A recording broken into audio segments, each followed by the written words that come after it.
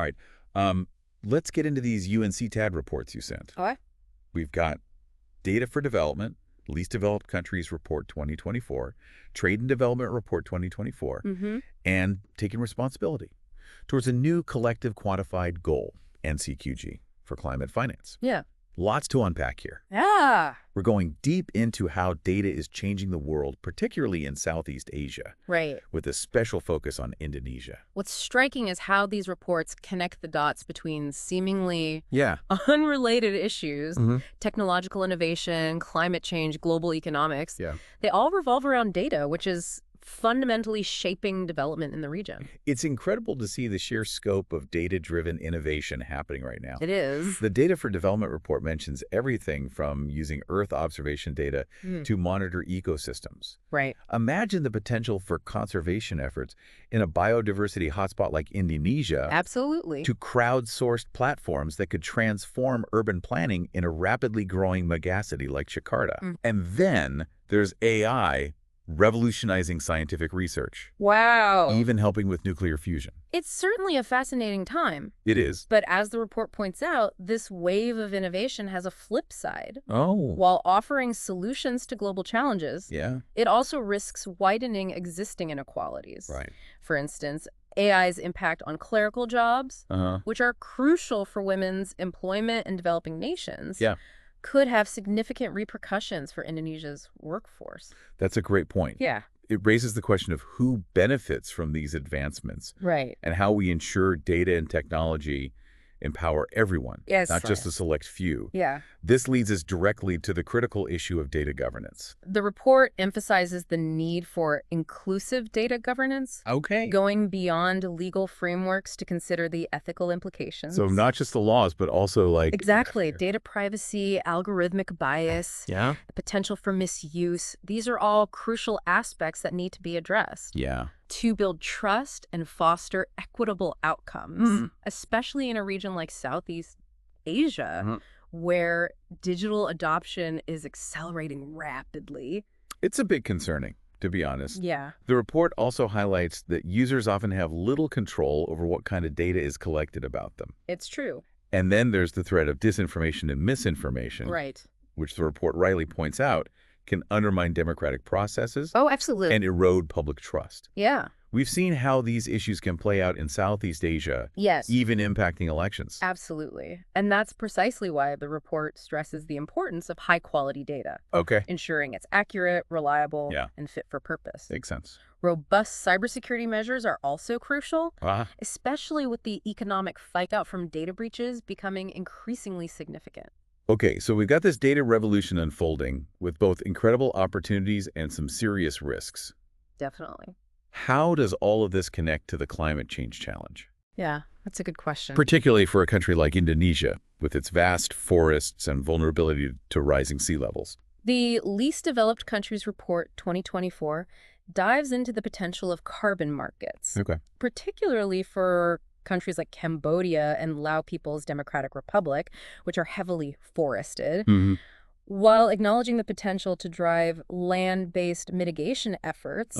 The report cautions against viewing carbon markets as a silver bullet. Right, so it's not a cure-all. Exactly. There are concerns about greenwashing and ensuring carbon credits genuinely represent positive impact. Indonesia has a significant role to play in this. For sure. The report highlights its vast land-based mitigation potential, but also the need for transparency and robust governance to avoid the pitfalls of greenwashing. Precisely. And that's where effective data governance comes back into the picture, ensuring data quality, transparency, and carbon crediting mechanisms. And robust monitoring systems will be crucial for building trust and attracting investment in Indonesia's carbon market initiatives. This brings us to the taking responsibility towards a new Collective Quantified Goal, NCQG, for climate finance report, which calls for a new approach to climate finance. It's not just about the amount of money pledged, but ensuring it's used effectively and reaches those who need it most. How does this new goal differ from previous climate finance targets? Well, this report argues for a new collective quantified goal that prioritizes quality over quantity. So not just how much money, but how well it's spent. Exactly. It emphasizes making climate finance accessible, effective, transparent, and crucially, avoiding further burdening countries with debt. Yeah? For Indonesia, this means ensuring that climate finance supports its own development priorities, particularly in areas like renewable energy and climate-resilient infrastructure. So it's not just about developed countries providing funds, but also about ensuring those funds are used wisely and strategically. Absolutely. And it's about creating a more equitable international financial system that doesn't leave developing countries at a disadvantage. Right. This includes things like debt relief, increased concessional finance, and a level playing field for accessing resources needed to tackle climate change. Okay. The report acknowledges the huge challenge, pointing out that the annual investment gap for achieving the Sustainable Development Goals has ballooned to a staggering $4 trillion. Wow. That really puts things in perspective. Yeah. So we have this data revolution with its transformative potential, but also the urgent need to address climate change and create a fairer global financial system. It's a lot. Seems like we're at a critical juncture. It is indeed a critical juncture. Yeah. The choices made now will have significant consequences for the future, not just for Indonesia, but for the entire world. Right. The Trade and Development Report 2024 adds another layer to this by highlighting that the global economy is undergoing a major shift. Let's dig into that a bit. What exactly does the report mean by a shift in the global economy? Well, and how does this impact a developing nation like Indonesia? The report argues that we're at an inflection point. Okay. Old assumptions about development are being challenged, and the success stories of export-led growth, which worked for some countries in the past, may not be as easily replicable in this new landscape. Okay. This is particularly relevant for Indonesia as it looks to navigate a rapidly changing global environment. That makes sense. Yeah. The world is a much different place now than it was even a decade ago. Absolutely. So what are the factors driving this shift? Yes. And how should Indonesia adapt its development strategies? The report points to several key factors: the rise of the Global South, the energy transition, and the rapid advancements in technology, particularly in the digital realm. It sounds like we're moving away from this simple narrative of developing countries catching up with developed countries. Exactly. And this is where the report emphasizes the need for a rethink of development strategies. So not just following the same playbook. Right. A one-size-fits-all approach won't work. Got it. Countries need to tailor their strategies to their specific circumstances, Okay. taking into account these global shifts and their own unique strengths and vulnerabilities. So what does this mean for Indonesia? What kind of development path should it be pursuing in this new world? The report highlights several key areas for Indonesia to focus on, including competitiveness, capabilities, and global connectedness. Okay, so break those down for me a little. Sure. Instead of relying solely on low wages, Indonesia needs to create a more favorable business environment, strengthen the rule of law, and leverage technology for financial inclusion. This is particularly relevant in a digital dynamic region like Southeast Asia, where Indonesia has the potential to become a leader. So it's about moving up the value chain, not just being a source of cheap labor, but developing the skills to innovate and compete in higher value industries. Right. This ties into the report's emphasis on capabilities, right? Exactly. This means investing in education and skills development, fostering innovation, and building the infrastructure needed to support new technologies. It's a lot to juggle, especially when you consider the need for global connectedness as well. Absolutely. The report stresses improving logistics, reducing trade barriers, and strengthening partnerships, both regionally and globally. For Indonesia, this means ensuring it is well integrated into global value chains, but in a way that is beneficial and sustainable. That brings us back to the data revolution and the potential risks we talked about earlier. How can Indonesia strike a balance between harnessing the power of data for economic development while mitigating the risks of data inequality and algorithmic bias? It's a complex challenge that requires a multifaceted approach. We need to think about data governance, ethical considerations, and ensuring that everyone benefits from technological advancements. It seems like all these issues are interconnected. They are. From data governance and climate change to the shifting global economy and the need for a fairer financial system. It seems like we're at It's all connected. a really key moment. How can we make sense of it all? These reports provide valuable insights into the complex and interconnected challenges facing Indonesia and the world today. Speaking of interconnected challenges, Yes. I'm curious to hear your thoughts on one specific issue that the reports touch on. The environmental impact of our increasingly digital world. Okay. How can Indonesia, with its aspirations to become a digital hub, reconcile its digital ambitions with its sustainability goals? That's an excellent question, and one that will be increasingly important for Indonesia to address. Yeah. Perhaps we can explore that further in the next part of our deep dive. It's definitely a challenge, but also an opportunity for Indonesia to lead by example. The reports offer some valuable insights. One key aspect is promoting energy efficiency in data centers and digital infrastructure. Imagine the impact if Indonesia could attract investment in green data centers powered by renewable energy. Right. It could become a regional hub for sustainable digital infrastructure. That's a great point. Yeah. It's about making the digital economy itself more sustainable. Right. Are there any other examples of how technology can be used to mitigate its own environmental impact? The report mentions blockchain technology and its potential to improve supply chain transparency and reduce waste. Think about Indonesia's palm oil industry, which has faced criticism for its environmental impact. Yeah. Blockchain could help track palm oil from source to consumer, ensuring sustainability and reducing deforestation. So data and technology can be powerful tools for promoting sustainability. Absolutely. Not just drivers of environmental problems. Right. But it's not all about technological solutions, is it? No. What about individual responsibility? Absolutely. The reports emphasize responsible consumption. So what can people do? We can all make choices to reduce our digital footprint, like opting for energy-efficient devices, recycling e-waste, and being mindful of our data usage. It's easy to forget that our digital habits have real-world consequences, even if we don't see them directly. It's true. It seems like awareness and education are crucial here. Exactly. Okay. The reports highlight the need for governments, businesses, and civil society to work together to promote digital literacy and responsible digital citizenship. So kind of changing how people think about their digital lives. Yeah, it's about fostering a more sustainable digital culture. The report, Data for Development, mentions the concept of a circular economy for the digital sector.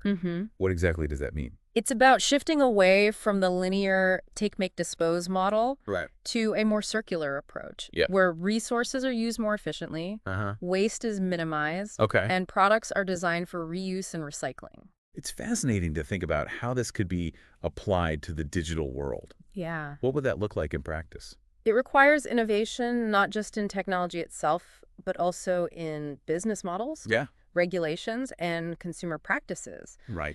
Imagine a system where electronic devices are designed for easy repair and upgrading, where components are reused or recycled, and where consumers are incentivized to extend the lifespan of their devices. That's a compelling vision. Yeah. It seems like Indonesia, with its young population and rapidly growing digital economy, could really be a pioneer in this space. Absolutely. By prioritizing both digital innovation and sustainability, Indonesia could set an example for other developing countries navigating this complex landscape. But let's shift gears back to the global economic picture. Okay. We were discussing the Trade and Development Report 2024 and the challenges it highlights, particularly for developing countries. Yeah. One issue that stood out was debt sustainability, especially with rising interest rates and volatile capital flows. Yeah. How does this impact Indonesia's development prospects? Debt sustainability is a major concern for many developing countries, including Indonesia. The report emphasizes the need for a more stable and equitable international financial system that doesn't trap countries in a cycle of debt. So it's not just about providing more finance, but also about making sure that financing is sustainable. Right. And doesn't create more problems down the line. Exactly. The report suggests a shift away from austerity measures, right? Exactly. It argues for policies that support investment in sustainable development and a just transition, rather than focusing on cutting spending, which can often harm vulnerable populations and hinder long-term growth. What are some concrete actions the report proposes to achieve this? It recommends several things. Increasing concessional finance. Okay. Which means loans with more favorable terms for developing countries, exploring innovative financial instruments like sustainability bonds. Yeah. Expanding currency swap facilities to reduce reliance on the U.S. dollar and strengthening the role of development banks. It sounds like it's about creating more policy space for developing countries to pursue their own development agendas without being constrained by external pressures. Exactly. But it's not just about throwing money at the problem, is it? You're absolutely right. The report stresses that finance needs to be used effectively and transparently. Okay. It calls for improved guidance on what constitutes climate finance, stricter accounting standards to prevent double counting, and more rigorous assessment of the grant equivalence of non-grant instruments. It sounds like they're trying to make sure climate finance delivers real impact. Absolutely. And isn't just a way for developed countries to pat themselves on the back. Exactly. But what about the role of developing countries themselves? The report emphasizes the importance of domestic resource mobilization. Okay.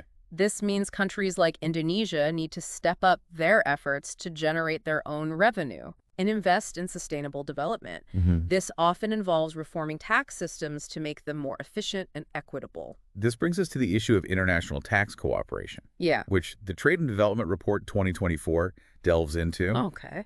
The report argues that the current international tax system is outdated and allows multinational corporations to avoid paying their fair share, particularly in developing countries. Right. How big of a problem is this for Indonesia? It's a significant issue. The report highlights that billions, if not trillions of dollars are lost annually due to tax avoidance schemes, depriving developing countries of crucial resources that could be used for development, including climate action. And Indonesia, with its large and growing economy, is particularly vulnerable to these practices. So it's not just a matter of fairness, but also a practical issue. It is. That impacts a country's ability to fund essential services and invest in its future. Exactly. What are some of the solutions the report proposes? The report argues that the OECD's BEPS project, which aimed to address tax avoidance, has fallen short, particularly for developing countries. Why is that? It hasn't adequately addressed their specific challenges. Like what? Such as limited capacity to implement complex tax rules. Or the lack of access to data needed to track profit shifting effectively. So it's not just about technical fixes, but also about power dynamics. Exactly. And ensuring developing countries have a voice in shaping global tax rules. Exactly. And that's why the report supports a UN-led process to establish a framework convention on international tax cooperation. That sounds ambitious. What exactly would that involve? It's essentially a treaty setting out principles and rules for a fairer and more effective global tax system. It would address issues like profit shifting, tax havens, and the digitalization of the economy, all of which pose significant challenges for developing countries. This could be a game changer. But I imagine there's quite a bit of resistance from developed countries and multinational corporations. There certainly is. But the report argues that the current system is unsustainable. It's exacerbating global inequality and hindering developing countries' ability to finance their development agendas, including their climate commitments. And for a country like Indonesia, which is striving to achieve both economic growth and sustainable development, a fair international tax system is crucial. It's a complex issue, but one that clearly needs to be addressed. Absolutely. We've covered a lot of ground here. Yeah, we have. Data governance, the global economy, climate action, international finance, and tax cooperation. It's all connected. It's clear that these issues are all interconnected. Indeed. And they all have significant implications for Indonesia's future. Before we wrap up, I want to touch on one final point that emerged from the Trade and Development Report 2024. Okay. It mentions that the global economy is experiencing a polycrisis, with multiple interconnected crises converging. From climate change to geopolitical tensions. Yeah, it's a lot. What does this mean for Indonesia? And how can it navigate such turbulent times? That's a great question, and one that the reports don't shy away from. Yeah.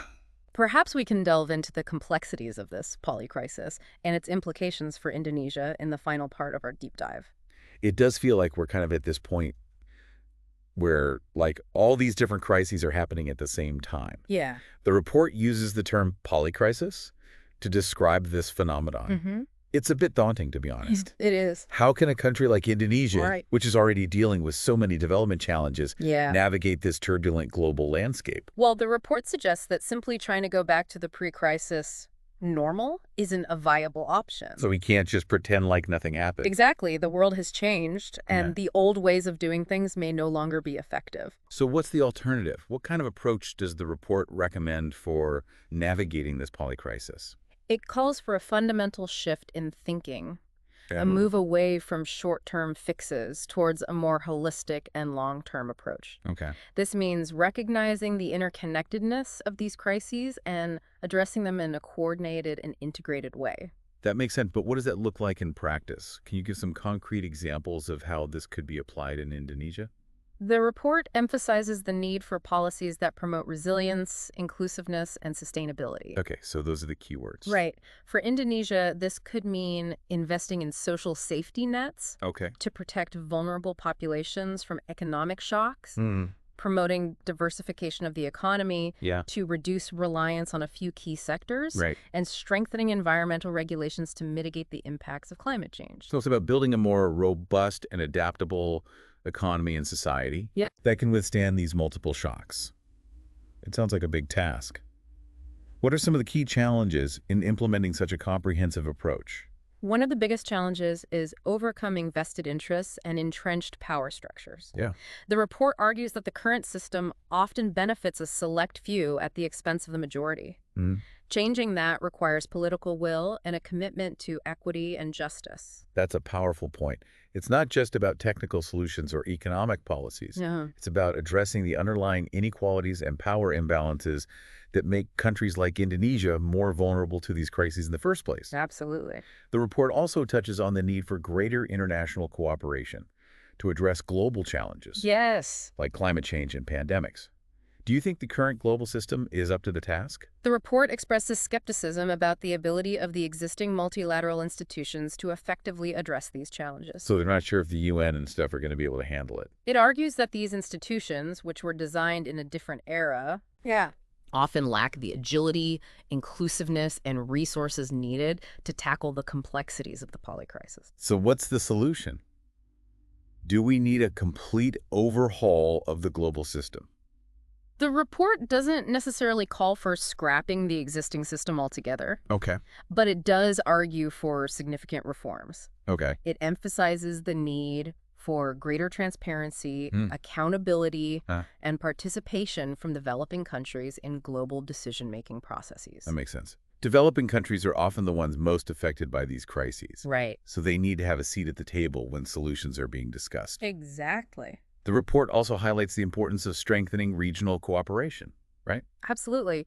The report argues that regional organizations like ASEAN in Southeast Asia can play a crucial role in promoting economic integration, coordinating responses to regional challenges, and amplifying the voice of developing countries on the global stage. It's interesting to see how all these threads are woven together. Data governance, climate action, economic development. There's a lot. The global polycrisis.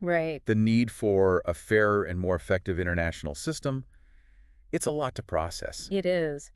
But these reports provide a valuable framework for understanding the complexities of the world today and the challenges and opportunities facing a country like Indonesia. One key takeaway for me is that we can't afford to think in silos anymore. Exactly. These issues are all interconnected, and we need a more holistic and integrated approach to address them. I completely agree. It's about recognizing that our choices, both individual and collective, have consequences that ripple out across the globe. So as we conclude this deep dive, what's the one key message you would leave our listeners